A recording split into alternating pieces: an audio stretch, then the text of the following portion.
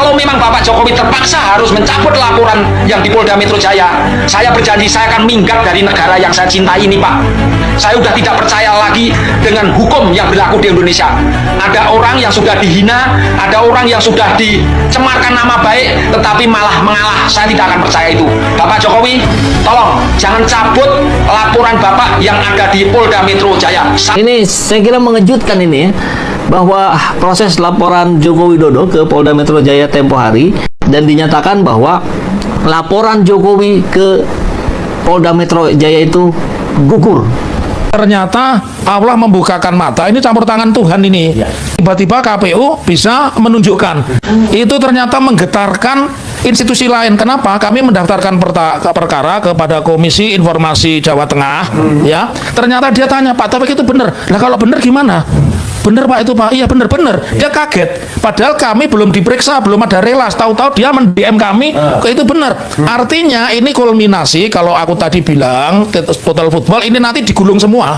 Siapa yang digulung? Yang digulung pertama adalah tim ses yang mendaftarkan Pak Jokowi ke KPU, dan yang kedua tentu Pak Jokowi itu sendiri, ketua atau sekjen Peradi Bersatu. Ya, Peradi Bersatu itu orang pertama yang harus dijebloskan. Saya berikan satu fakta-fakta bahwa mereka sudah nge-PR. Kemarin saya menerima WhatsApp Pak Jokowi akan mencabut paduannya. Dan ancaman itu muncul di tengah-tengah kabar bahwa Joko Widodo itu akan mencabut laporannya ke Polda Metro Jaya terhadap Roy Suryo dan kawan-kawan. Ini juga ramai ini kabar soal ini, tapi sampai sekarang saya belum mendapatkan sumber resminya ini, informasi ini apakah dari Pak Jokowi langsung atau dari pengacaranya atau dari para relawannya. Kalau selama ini Pak Jokowi dan pendukungnya selalu mengatakan Pak Jokowi sudah menyerahkan ijazah, Pak Jokowi di wawancara bilang nanti ini akan makin banyak, korbannya makin banyak yang akan diperiksa. Sekarang ini berbalik arah. Kalau sepak bola, ini sepak bola Belanda, namanya total football. Kenapa? Karena isu utamanya tentang ijazah itu Allah tunjukkan sudah diposting sebelumnya, utamanya oleh Dian Sandi, pengurus Partai Solidaritas Indonesia, itu tanggal 1 April 2025 dan sudah ditonton pada saat itu 7,9 juta. Ternyata Allah membukakan mata, ini campur tangan Tuhan ini. Tiba-tiba KPU bisa menunjukkan. Itu ternyata menggetarkan institusi lain. Kenapa? Kami mendaftarkan perkara kepada Komisi Informasi Jawa Tengah. Ya, ternyata dia tanya, Pak, tapi itu benar. Nah, kalau benar gimana? Bener Pak itu Pak, iya bener. Dia kaget, padahal kami belum diperiksa, belum ada relas, tahu-tahu dia mend-DM kami, itu bener. Artinya ini kulminasi, kalau aku tadi bilang total football ini nanti digulung semua. Siapa yang digulung? Yang digulung pertama adalah tim ses yang mendaftarkan Pak Jokowi ke KPU, dan yang kedua tentu Pak Jokowi itu sendiri. Kalau tim ses kita lihat apakah di situ ada Anggit ini dulu mantan redaktur pelaksana Solo Pos. Ya, apakah di situ ada Eko Sulistyo, mantan ketua KPUD Kota Surakarta, ya. Apakah di situ ada Pak Iman dan sebagainya? Ya, ini perlu dicek. Mau tidak mau akan menjadi bola salju yang menggelinding. Oke ya, dan ini menurut analisa saya, analisa politis dulu baru nanti bicara analisa hukum. Analisa politis saya ini tentunya kalau fair nanti dengan fakta-fakta ini kemudian menjadi bukti pidana, maka akan kena kepada semua orang. Nah, jadi kita menganalisa pada akhirnya apakah itu rektor UGM, apakah wakil rektor UGM, apakah itu dekan Fakultas Kehutanan UGM, dan terutama itu ketua atau sekjen Peradi Bersatu. Ya, Peradi Bersatu itu orang pertama yang harus dijebloskan. Sama bukan bonus. Plusnya satu, plusnya adalah Sylvester Matutina. Jebloskan lagi karena dia dua pidana yang pertama belum selesai, napi. Yang kedua pidana baru yang mengatakan 99% Roy Suryo dan kawan-kawan masuk.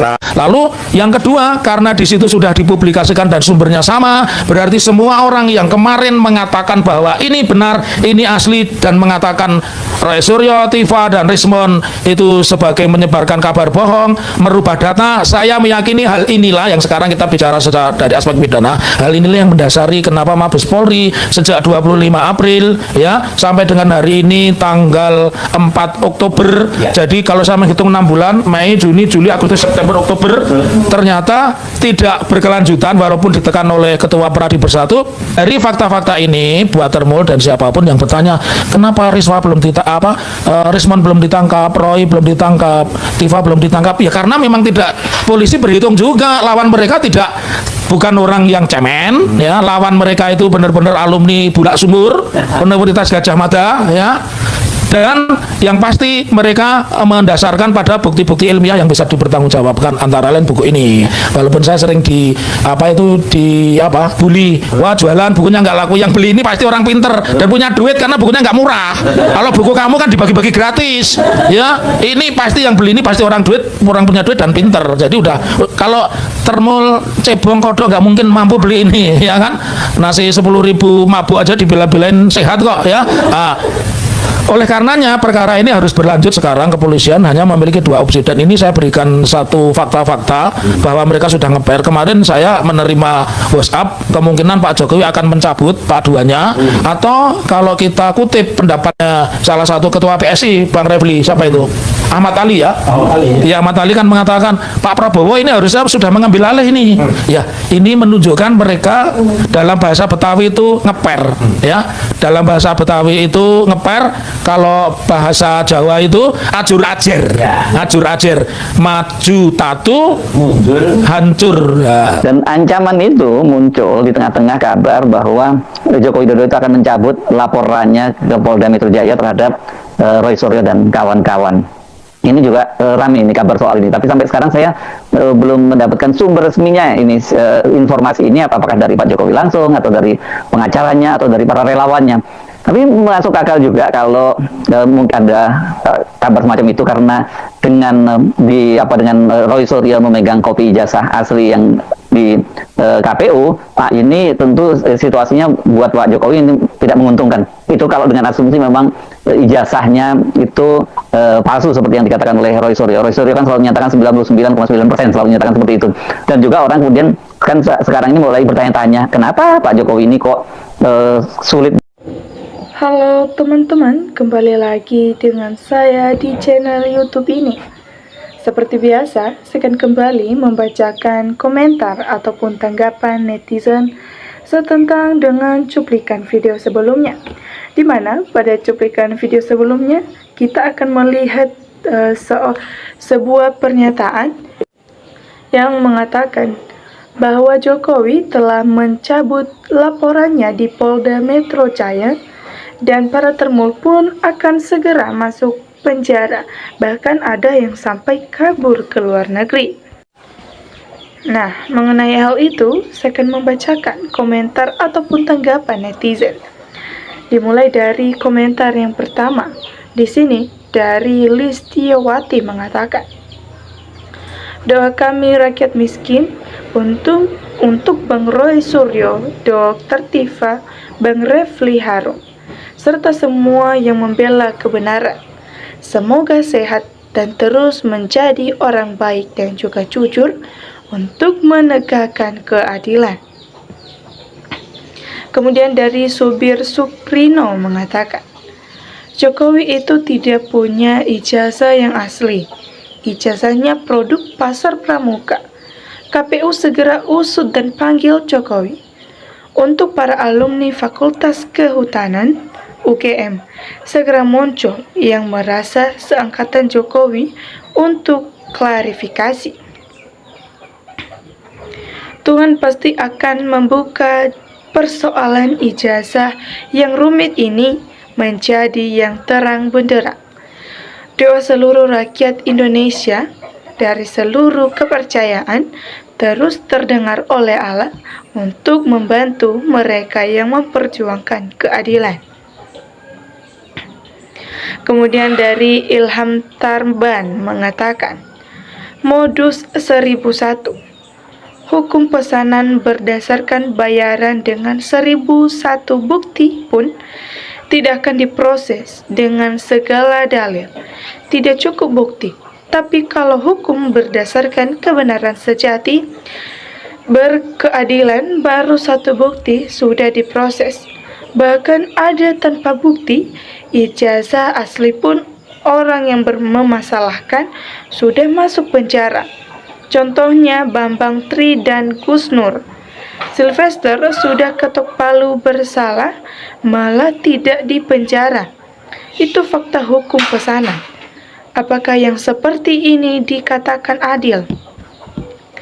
Kalau para termul pasti bilang itu hoaks, fitnah, benci, dan juga yang lain-lain. Semoga para termul segera sadar sebelum ajal menjemputnya.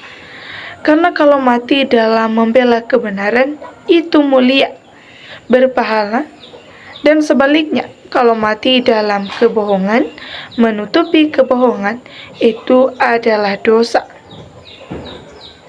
Kemudian dari Reda Maksudiki mengatakan, ingat, jangan pernah melawan dan menentang waktu, karena itu sama saja menentang Tuhan.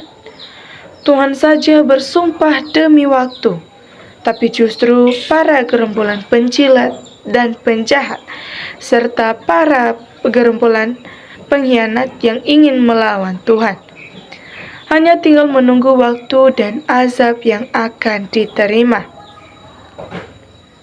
Kemudian dari Bob Sheikh mengatakan, semoga perjuangan Pak Taufik DDK terwujud untuk bongkar kasus ijazah palsu Jokowi. Penguasa Indonesia wajib dukung perjuangan menegakkan kejujuran dan aktivis, cendekiawan maupun tokoh masyarakat guna menangkap perbuatan kebohongan ijazah palsu yang digunakan untuk pencapresan mantan orang nomor 1 di Indonesia, Joko Widodo. Jika gagal, resikonya adalah rusaknya tatanan hukum Indonesia. Kemudian dari Reda Maksuki mengatakan, mau direkayasa seperti apapun caranya, yang pasti ijazah jelas palsu.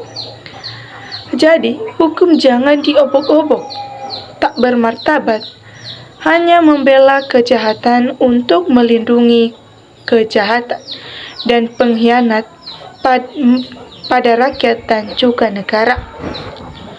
Perkara dari kasus yang sangat sederhana, hanya dibuat jilmed muter-muter, agar semua merasa jenuh dan juga bosan. Ini bentuk strategi yang dibuat atau sebagai anjuran daripada gerombolannya agar kasus bisa ditutup, tapi gagal karena semesta akan menggerakkan hati pembela kebenaran. Kemudian dari Mbah Siti Mursida mengatakan, sudah Tuhan selalu memberikan petunjuk yang baik dan yang benar kepada hambanya. Yang salah supaya jujur, yang berfikir beri petunjuk jalan yang lurus dan benar. Tuhan Maha Adil dan Maha Tahu, Maha Masalah.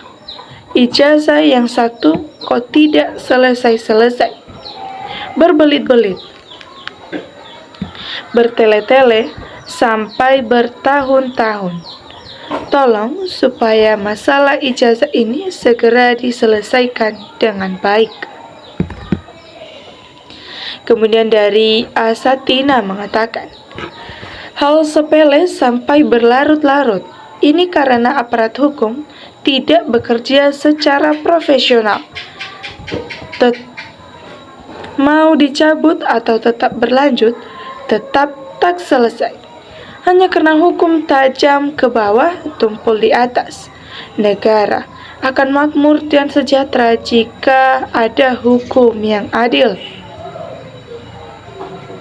Kemudian dari Kapsulawar mengatakan, pemimpin yang berjiwa satria, jujur dan adil, tidak berpihak, pasti berani menghadapi apapun.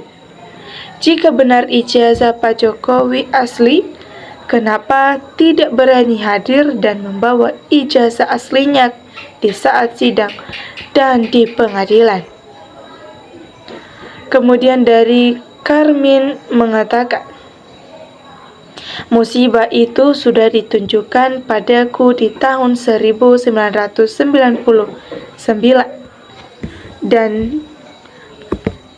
Jokowi dilantik capres di tahun yang ditunjukkan. Jokowi membuat gaduh, heboh dan mengadu setiap instansi. akhirnya saling mengeluarkan kekuatan masing-masing. Peristiwa ini bila Prabowo punya sikap tegas, masalah ini tidak akan berkepanjangan. Oke, teman-teman, itu adalah komentar-komentar netizen yang saya bacakan untuk cuplikan video kali ini. Nah, jika teman-teman memiliki pendapat yang lain, teman-teman bisa menambahkan tanggapannya di kolom komentar. Sekian untuk video kali ini. Terima kasih, salam hangat.